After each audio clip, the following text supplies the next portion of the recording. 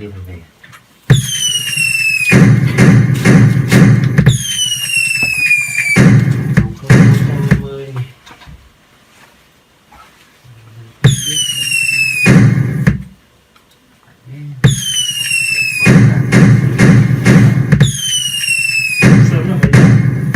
Em hôm qua mẹ 3 giờ mới về, sáng 8 giờ mới ra. 8 giờ kém ấy. Động lực của đồng tiền.